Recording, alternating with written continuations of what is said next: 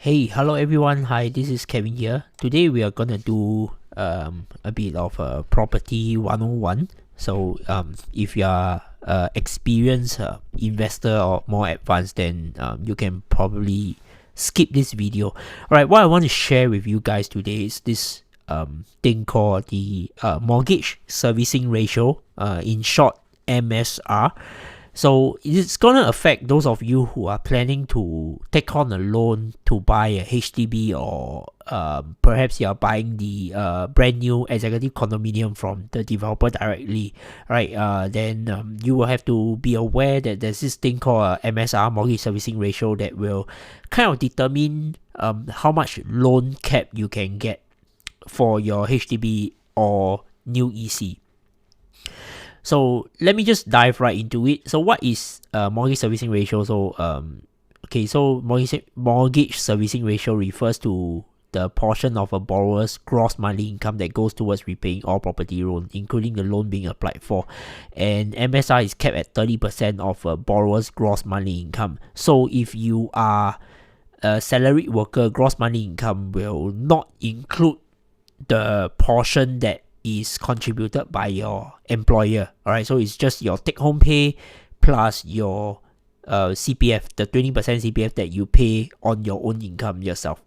Alright, and if you so happen to be self-employed or you run your own business, right, then do note that when you make the application to financial institutions, right, they will actually take a hairline cut on your declared income, which is usually at 30%. So what I mean is, let's say last year your declared income is 100,000. Okay, your notice of assessment income is 100,000. When you apply to the bank for a bank loan, for housing loan, instead of 100,000, they will deem it that you have only be making 70,000 for last year. So that's a 30% difference.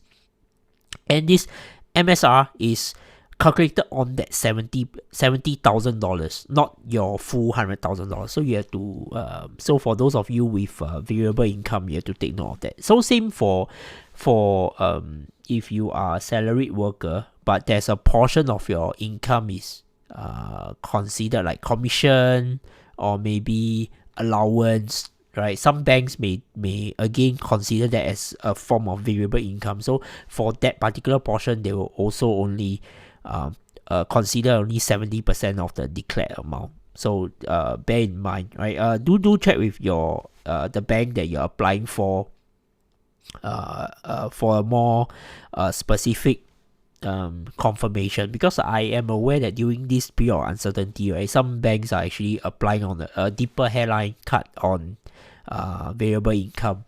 Alright, so do confirm with them on that.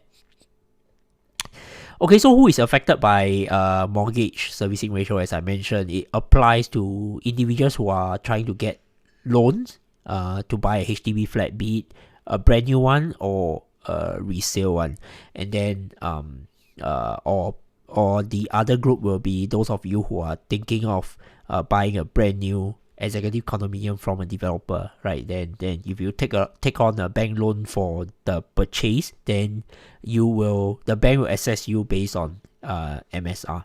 Maybe some of you would have more commonly hear of this thing called TDS, total debt servicing ratio, right? Total debt servicing ratio only applies to people who are buying, say, private condo or maybe a landed apartment. But if you are buying a HDB flat or a brand new EC, then do take note that not only do you have to fulfill the MSR, you also have to pass the TDSR test. So for buyers, right, you have to pass both before they can extend the loan to you.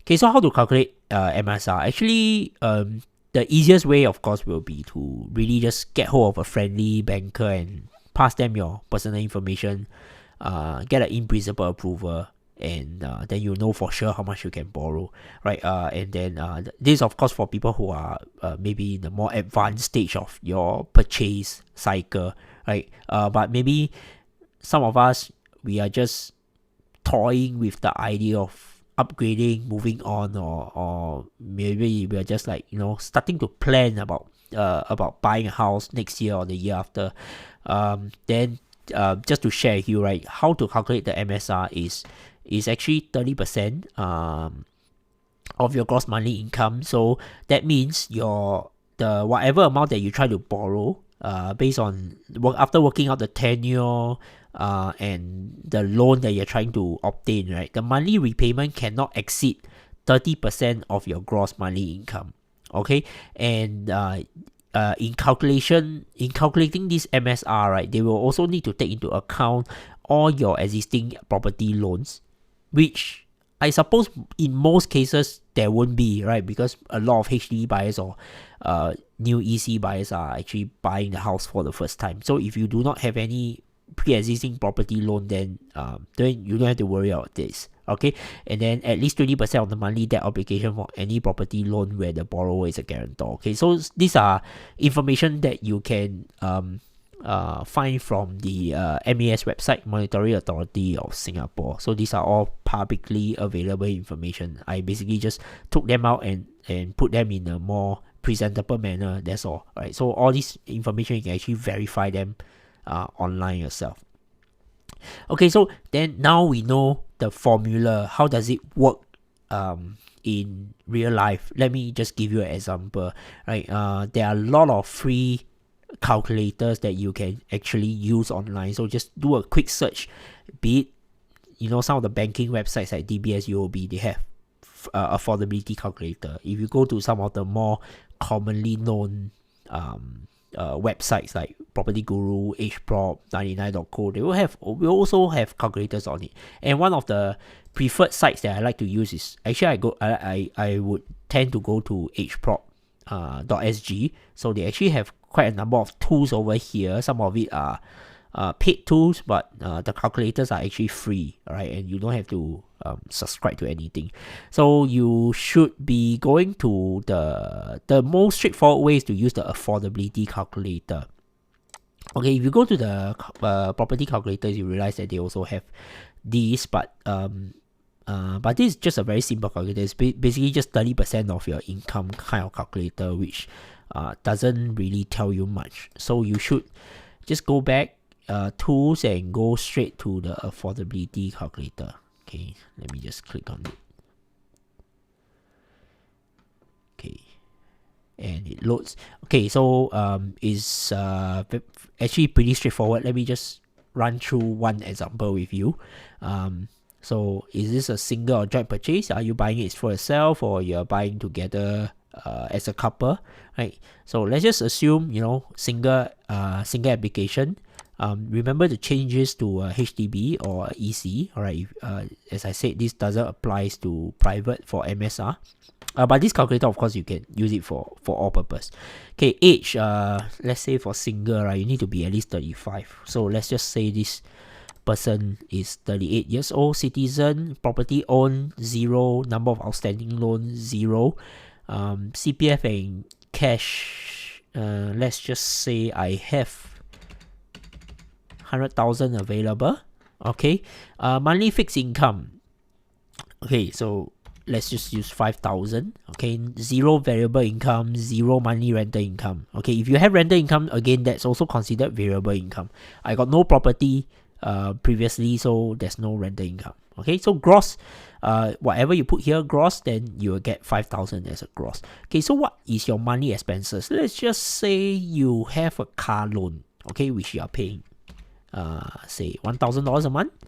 Okay, no credit card loan, no mortgage loan, then your monthly expenses in terms of loan will have $1,000. These will affect your TDSR, but not your MSR. I'll show you shortly. Okay, then the desired loan tenure. So for buying HDB, the loan typically is 25 years. Okay, let's just assume or 65 years old, whichever is shorter. Let's just assume you aim to pay within 20 years. Okay, so you are 38 years old plus 20, 58 years old, so that's fine. Okay, so after entering all this information, right, you will see here that your estimated affordability 353, 352. Okay, so you can borrow, you can see here, maximum loan amount that they allow you to borrow is 258 $258,639. And then they actually have all the breakdowns for you to take a look. Excuse me. 38 years old, loan to value 75% because this is your first property. And then you realize that at 30% MSR is 1,005. So this 1,005 is basically okay. Let me just pull out my calculator. You can take, so it's basically $5,000 multiplied by 0.3. That's how they get 1,500 for you, okay? And then your TDSR is 60%. So it's 5,000 multiplied by 0.6, you get $3,000. But because you have a $1,000 a month car loan obligation, so TDSR, the difference is the TDSR will take into account other existing loans that you have with financial institution. That's why in this calculator, they will ask you whether you have car loan, credit card loan. Because once you have all these, it will affect your TDSR. So that is why instead of $3,000, you have to net off $1,000. But your MSR is not affected at all. It's just at 1,500. Even if I say increase my car loan to $2,000, you realize that my MSR doesn't change. It's still at 1,500. Okay, so but of course, as I mentioned in the assessing of your loan, right, then you have to make sure that you have to pass both your MSR and TDSR to get to the desired loan amount that you require. So this is the loan quantum that you can borrow based on your age and your income. Okay, so in order for you, and based on the fact that you have $100,000 in cash and CPF, so they work out that your rough property price that you can look at in the market is about $353,000. So what if you are looking for a property that maybe you are, the property you're aiming for, right, is actually gonna cost you about say 400 to 450,000. So there's actually a shortfall.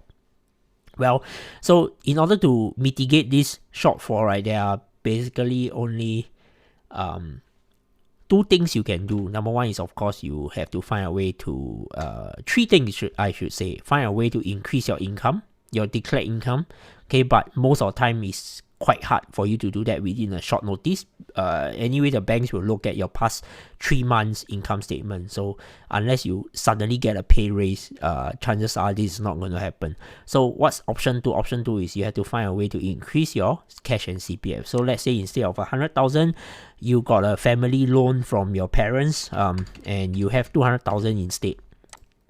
And straight away, you realize that your property price will jump out to 450,000 affordability, okay, because you have a lot more CPF and cash, okay. And the third way is to see if maybe if you try to extend the loan tenure from 20 years to 25 years, because that's the limit for HDB, 25 years, do you see whether you are able to hit the target price that you're trying to achieve. But in this case, unfortunately, not also. From 20 years to 25 years, you can get an extra about 20,000. So that means based on what you have, right, you can probably only look at houses that is in the range of 376,000. So maybe a smaller house, a further away house, or maybe a lower floor and all that stuff. Okay, so at least roughly you know that this is the kind of cap you have.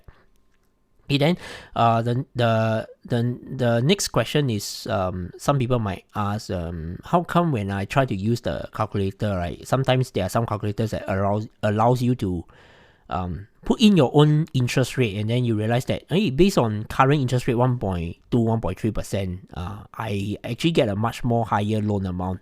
Why is this only 282? Because you have to understand that in the calculation of MSR and TDSR, right, the banks have to use the midterm interest rate at 3.5%. So this is a regulation, okay, even though interest rate currently are low, 1.2, 1.3%, but if you approach a bank, they will calculate your affordability based on a 3.5% loan. Okay, so this is just in case that in the event interest rate really spike next time, the government wants to ensure that people are still able to afford and finance their loan. Okay, but of course, if you are taking on a HDB loan, then the interest rate that they are using to assess this calculation will be 2.6%. Okay, but for bank loan, that will be 3.5%. That's why you realize that the number is somehow smaller. In case you're wondering, because if you use 1.2%, obviously the maximum loan amount will actually jump by quite a bit. Okay, so that is all I have for this video. I hope you have a better understanding of what is mortgage servicing ratio, and I will see you in the next video. Alright, see you and goodbye.